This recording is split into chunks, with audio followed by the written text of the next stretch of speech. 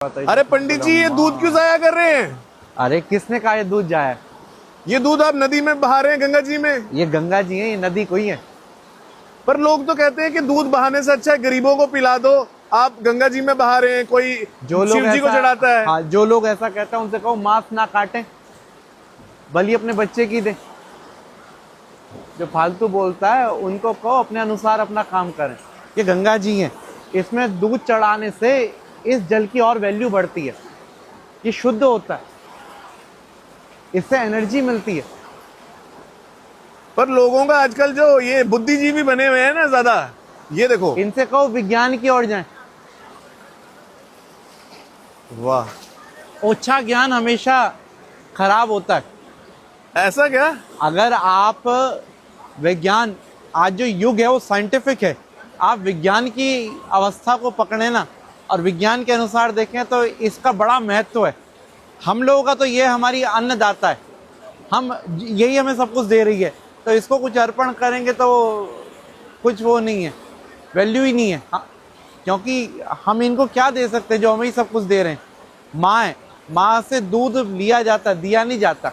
लेकिन वैज्ञानिकता के अनुसार देखें तो दूध को भगवान शिव पे चढ़ाने से, दूध को जल में चढ़ाने से आपको कई फायदे हैं।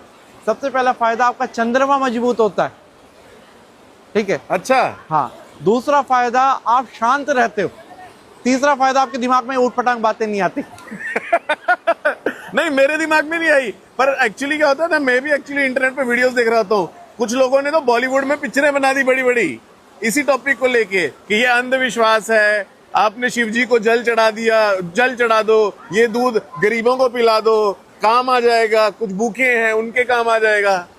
देखिए, सबका लालन पालन करने वाली तो वैसे गंगा जी खुद हैं। मैंने अभी बताया ना, इनको हम क्या खिला पिला सकते हैं जो हमें ही दे रही।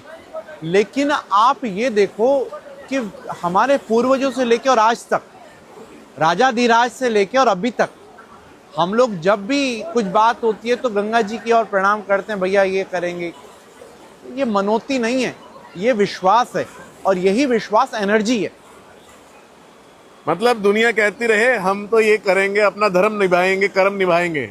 एकदम भाई, आप धर्म और कर्म के नाम पे मैं कुछ कहूंगा तो राजनीति हो जाएगी। आप कई सारी चीजें छोड़ दो ना भाई। आपको एक शव को छूने के बाद आप नहाते हो, एक शव को जानवर अगर घर के आसपास मर जाए तो आप खुद नहीं उठाते, किसी और से उठवाते हो, और वही जानवर आप खाते हो। सही, बहुत सही। हाथी प्राकृतिक जीव है, शुद्ध शाकाहारी है, और उससे मजबूत मुझे नहीं लगता कोई और होगा। बिल्कुल। इसीलिए धर्म के अनुसार, विज्ञान के अनुसार चलो। तो और दूध चढ़ाना अच्छी बात है। दूध चढ़ाना, सफाई करना, शुद्धता रखना, ये सबसे अच्छी बात। हम कोशिश करते हैं गंगा जी में शुद्धता बनी रहे। आज भी आधुनिकता की ओड़ में जो बहुत लोग ऊटपटांग बातें करते हैं वो खत्म हो जाए। मतलब हमें आने वाली पीढ़ियों को, बच्चों को ये चीजें सिखानी चाहिए, ना कि मॉडर्नाइजेशन की ओर जाना चाहिए। ये देखिए ना, गंगा जी के अंदर अकॉर्डिंग टू साइंस बात करें तो एवरीथिंग इज इनसाइड दैट जल। खनिज, मिनरल्स, पोटेशियम, एवरीथिंग, कैल्शियम। क्या बात है।